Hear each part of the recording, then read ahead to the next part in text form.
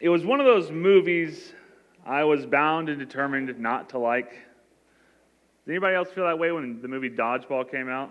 Anyone? You're like, this is not going to be good. And it was quite funny. And there's a moment at the end of it, the great climax is they have a one-on-one dodgeball match, and one person blindfolds himself.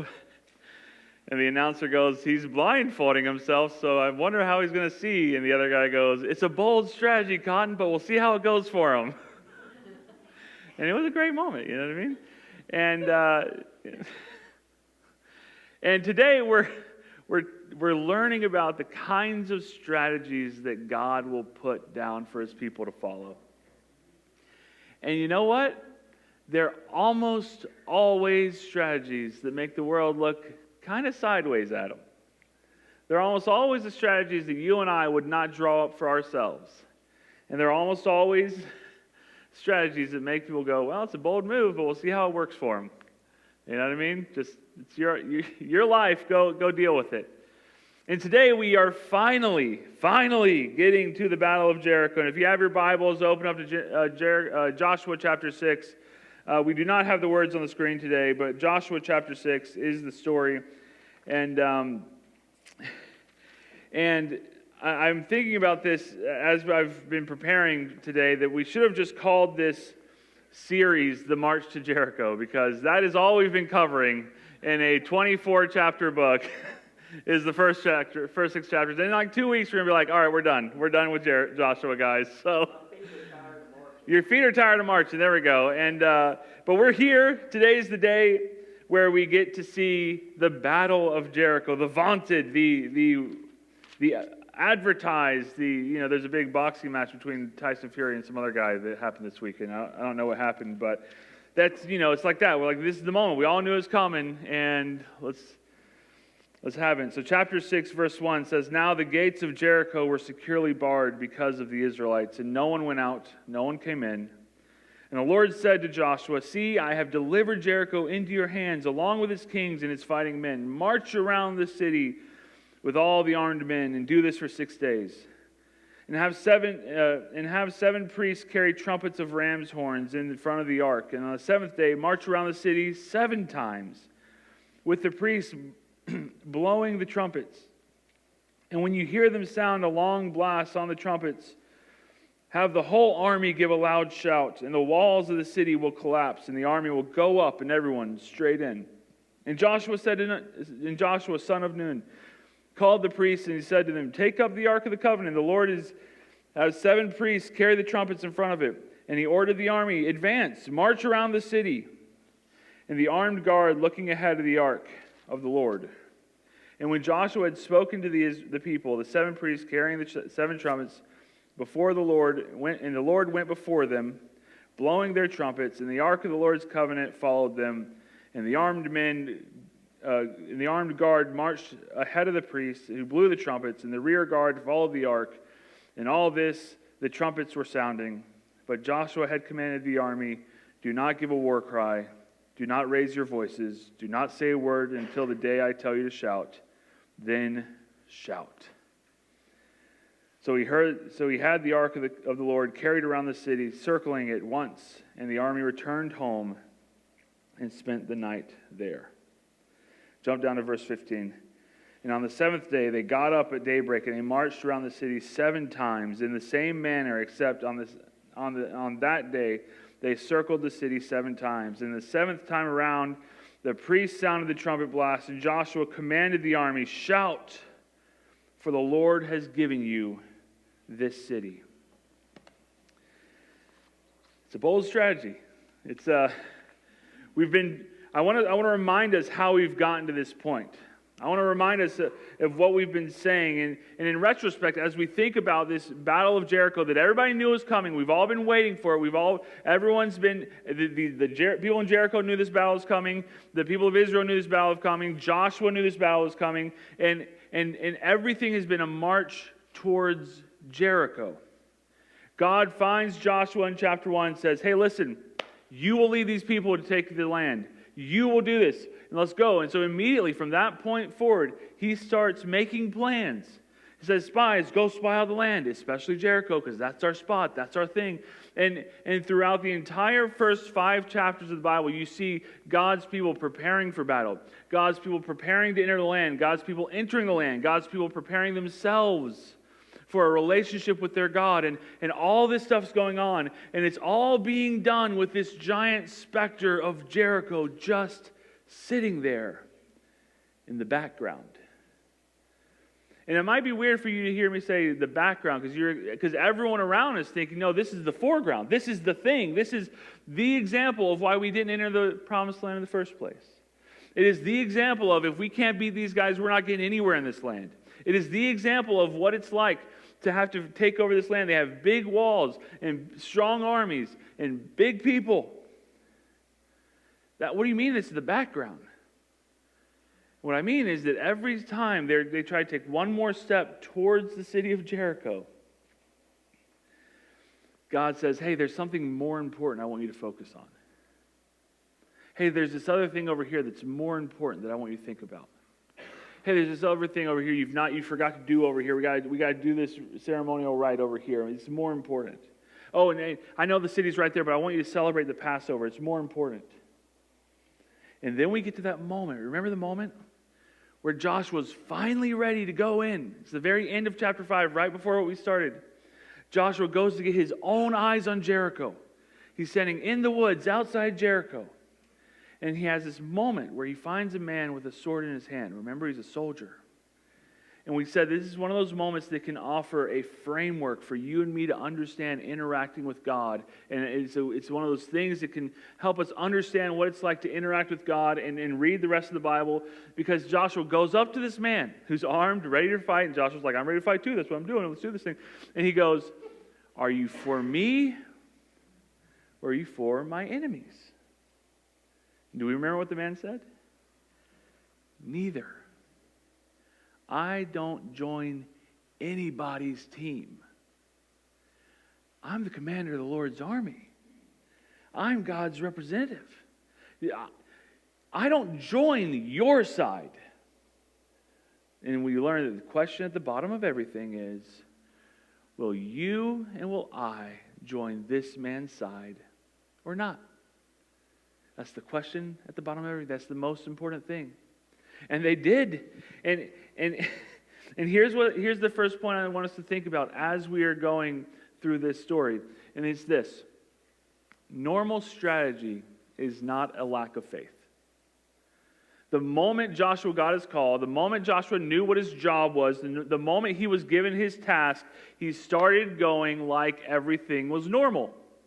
All right, I know what we need to do. Let's go send the spies. We'll find a weakness in Jericho. We'll exploit it, and then we can hopefully take it over. Or, all right, we're gonna get our strongest men or our youngest men ready for battle, and then we'll go attack them. Or, all right, let's get the battering rams. Let's start making things to break down the walls. Let's do all those sorts of things. And he starts acting like normal. And it's not until this point where they're now ready to go to Jericho that God goes, oh, wait, stop. Oh, time out. I forgot to give you the game plan.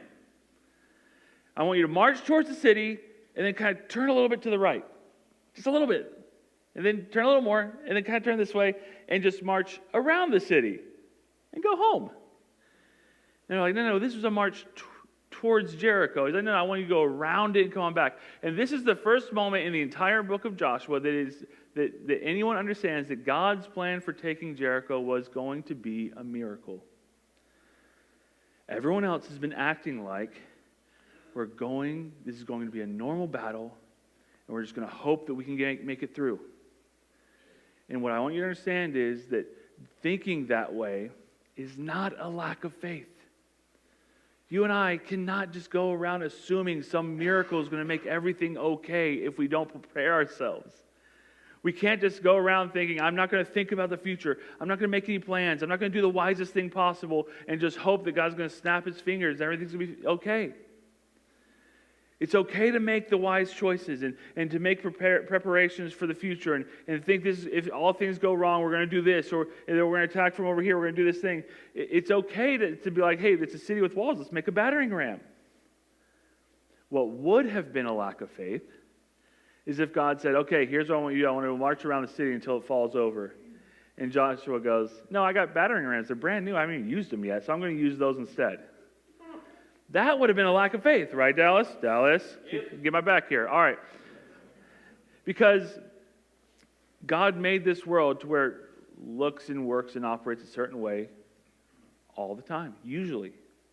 In fact, the very idea of things called miracles comes from the assumption that people know life tends to work a certain way most of the time. Otherwise, you wouldn't notice if a miracle happened or not, right? Right? Your science teacher didn't tell you that, guys, right? Okay.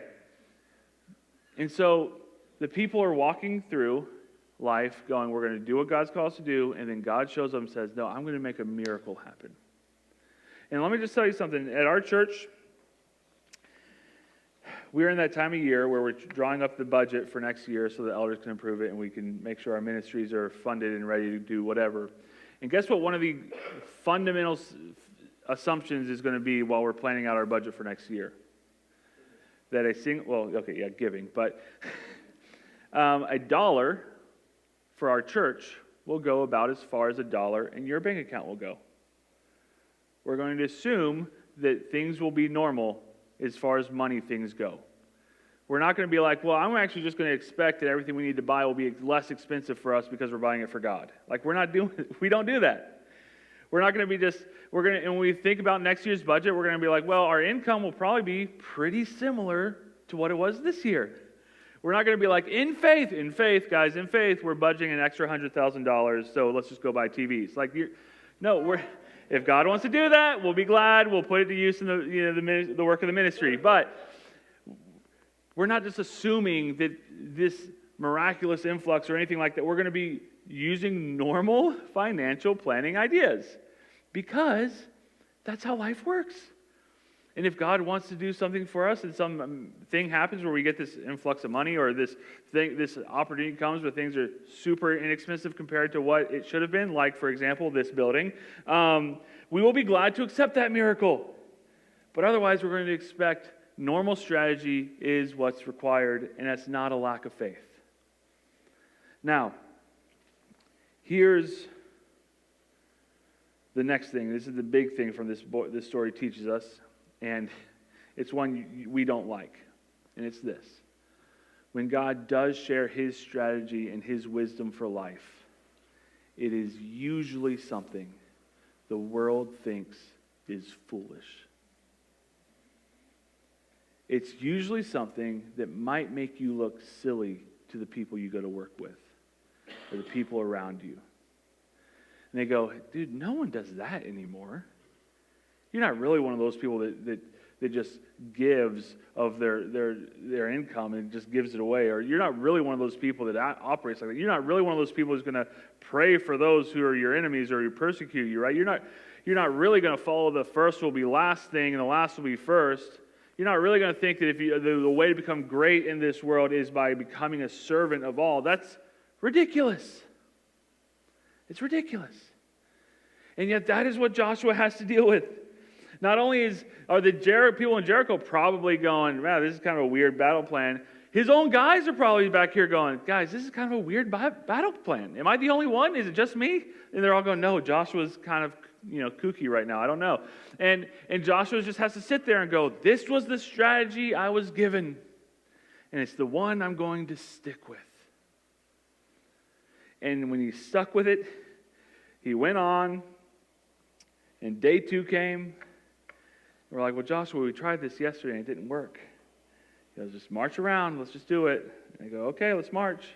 Day 3, all right, so today we're going to attack. I think they're dizzy by now. Maybe we could just attack them. And they go, nope, we're going to march around. And day 4, day 5, day 6. They're like, hey, Joshua, it took God 6 days to create the world. Why is it taking longer to take down Jericho? What's going on here? And he goes, nope, just march around, come back. And then on the 7th day, they're like, okay, so is this where we're doing it? He's like, no, today we get to march 7 times. They're like, this is kind of a big city, guys. I don't know if we want to do this. And then they all shout. And when the trumpets sounded and the army shouted, and the sound of the trumpet, and the men gave a loud shout, the walls collapsed. And everyone charged straight in, and they took the city. And though the strategy was strange, though it was odd and everyone looked sideways at it, God's strategy, his wisdom, clashed with the world's wisdom. And God's wisdom proved to be better. This happens all the time. People do research on just random different things all the time, and they come to realize that certain things the Bible taught us to do for a long time were just the best way to do them. Forever and a day, before the Ten Commandments, the Ten Commandments are the foundation of God's law. Everything he was going to build his society on came down to these 10 rules. Like, you're not going to have any other gods beside me, and no idols, and there's not going to be any adultery, and there's not going to be this, no killing, and no murdering, and all these things. And one of those 10 commands that was going to be the foundation of life in Israel was, you shall keep the Sabbath. You shall remember the Sabbath and keep it holy. 6 days you work, 1 day you rest. And for forever and a day, before the Ten Commandments, people just worked. You and I don't understand this because you and I live in a society where we have a 5-day work week. But before the Ten Commandments and after, and it was a constant battle, people just worked. They got up, they worked, the sun went down, they went to bed. They got up, they worked, and they just plowed the field, and they worked in the garden, they did everything, and God said, hey, 1 day a week, I don't want you to touch a tool. I don't want you to do one thing to make your business better. I don't want you to do one thing to make sure your crops are okay the next day. I want you to just rest. And even though we have a 5-day work week in America, we understand the mindset, don't we? With our little smartphones in our pockets, and we're always able to email. We can change our website on our phone or from our car. We constantly are calling people, hey, is everything okay here? And we understand the working late hours, and hey, I got to work Saturday, or I got to work Sunday, or I'm going to keep going. And we understand the mindset. And the mindset is, if I'm not constantly on top of everything, things will go falling apart. That's our mindset. If I'm not the one in control every second of the day, things will break down. And God says, for one 24-hour period, I want you to let that go. Every single week. Now, it's more than this, by the way. I want you to think about the physical, mental need that you have as a human being to sleep. God created you to operate a certain way. And the way he created you was to be asleep, completely oblivious to the world for 1/3 of your life. Where every single day he's going, guys, I just want you to trust me that if you're not actively at the controls for the next 8 hours, the sun will still rise tomorrow. Can you trust me? Can you trust me that if you take a day off, your business will still be there this time Monday? Can you trust me? And lately, there have been slews of books and studies coming out talking all about the gospel according to sleep. People have started talking about sleep and sleep numbers and mattresses and health benefits and books and all sorts of things about sleep. Have I told you about my friend called sleep? Have I told you about my Lord and Savior sleep? Can I tell you about sleep? And what they're telling us is, you need to rest, people. You need to rest. You can't just go forever. And what we hear and what we see is the wisdom of God clashing with the wisdom of the world, and the wisdom of God proving to be better. And we're in a society where if you were to come to your friends and say, hey man, I got to tell you guys, I'm a workaholic. You're kind of confessing to a sin there, but all your friends would think, oh, you're a pretty moral guy. Yeah, good. Workaholism is the most healthy sin you could commit, right? And that's just our mindset. And God's going, you've got to break that. Yeah. Here's another one. Marriage. You know, before the Christian church in the New Testament, monogamy was not really a thing. It was not like one guy and one woman would find each other for life and forever. It was not honored. It was not even considered to be a thing to worry about. And they're doing studies about America. And I got to tell you, we live in a society where monogamy was kind of the standard, and it was like everyone's kind of aiming for that. But there's a time coming in America where monogamy is going to be weird again. It's going to be weird again. And the Apostle Paul was writing to the Roman Empire. The Roman Empire. I think you and I think this is the morality in America, like things back in the day were kind of quaint, they kind of viewed things kind of sweet back. No, the Roman Empire, there's nothing quaint about the Roman Empire, okay? Their morals, their ethics were beyond where we are today. And he would write to them, he'd say, no. In this world, even in the Roman Empire, we're going to be a people as Christians who honor marriage. We're going to honor marriage. And we're going to make it a thing that is respected, that is expected kind of, and we're going to honor you. We're going to make it something that we treat with the utmost care and concern. And it was weird to the people around him. And what happens inside of marriages is that, inside of families, is that people have rights, and these people have these abilities to build good and healthy families, and it's a great thing. But we have a different thing going. We have a similar thing, but it's different in our modern day, where we don't see marriage as like it's weird that people get married. We see marriage as a silly thing that's not really worthwhile anymore. People they give it their best shot, but it's not really worth it anymore. And here's one example, but you see this a lot in America. Jerry Seinfeld had the number one show for about 9 years, for a couple years. The first couple years, no one ever watched it. But he was one of the most influential people. There would be people, we forget today how many people watch those Thursday night television shows when all there were 5 options and no Netflix or YouTube. Remember? You remember this? It was like, if you get 9 million people to watch your show would be canceled next year. Okay? Like, it's the 40s and 30s of millions of people watching. And Jerry Seinfeld had a joke in one of his shows where he said, the weirdest thing about marriage is that there's still so many people doing it. And that's a common thing. You hear this kind of stuff all the time in our culture and in the TV. And then Jerry finishes the show, gets done with the most influential decade of his life, and then he finds a lady, and he gets married, and he has kids. And then he starts an internet show that has like 100,000 people watching it. And he sits down over a cup of coffee with Jon Stewart, and he goes, hey, you're married, you have kids, right? What do you think? And Jon Stewart's like trying to formulate his thoughts. What am I going to say? How am I going to answer this? And Jerry interrupts him and goes, you didn't think it could be this good, did you? And Jon Stewart goes, I didn't think it could be this good. And I go, where was that when you had 40 million people watching your show? And God's wisdom's coming in going, Jerry, you're wrong about this one. And Tim Keller wrote a book called The Meaning of Marriage. It's a very good book, but there's this one section in the first chapter called The Surprising Goodness of Marriage. And it shows that, and they start to do studies on marriage and divorce and things like this, and they start to realize, man, people who are married say they're very happy way more often than people in other demographics. They're like 61 to 62% would say they're very happy with their marriage. That's a huge number, no matter what group you're part of. And you go, wait, I thought marriage made people miserable. I thought it was modern day slavery. Wait, I thought it was something just where you can trap people in it and you never get out or what? No. And then you start studying and you go, wait, actually, there's a lot of benefits to it. And then they said this for the marriages that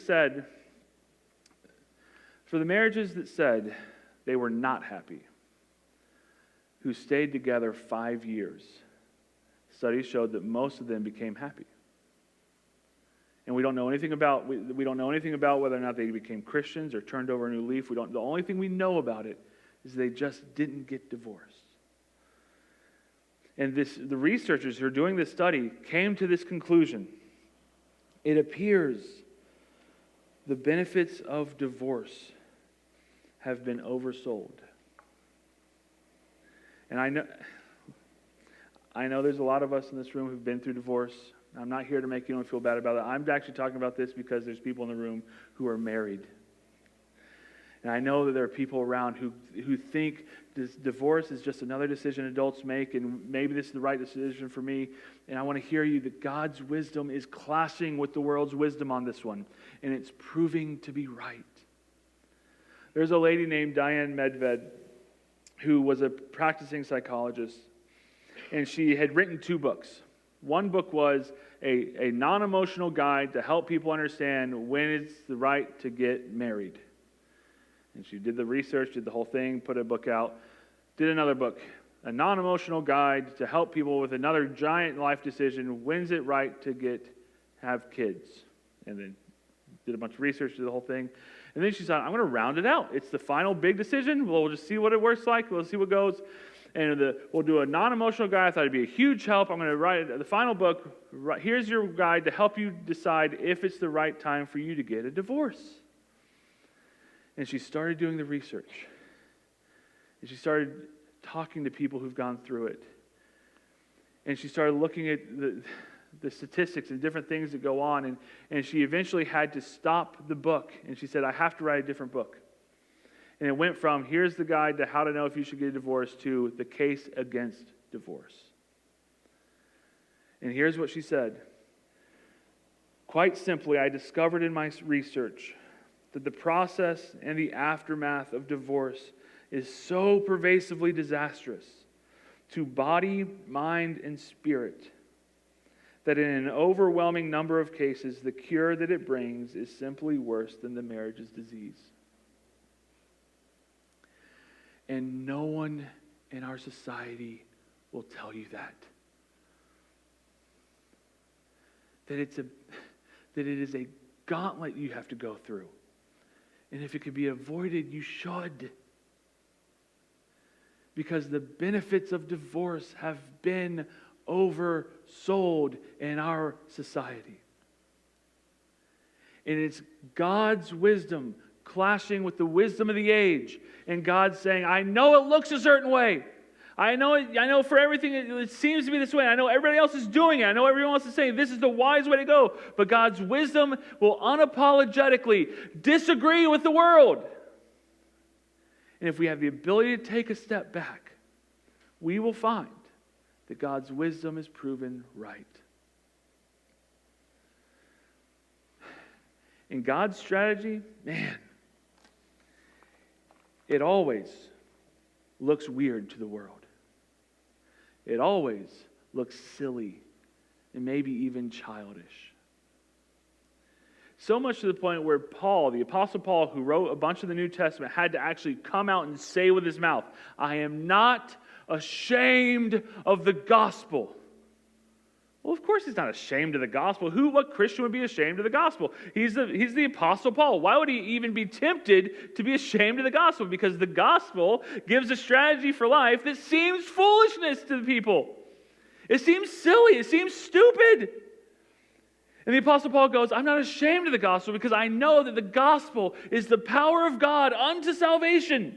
That if you and I can get out of our own heads and say, I'm not the wisest person in the world, and I can follow Jesus, that you will find the salvation of God, the power of God unto salvation in your life. And every single person on earth, I know there's people in the room who go, well, I'm just hard to deal with. I just have a lot of hard questions. Everybody has questions when it comes to God. And I want you to ask them.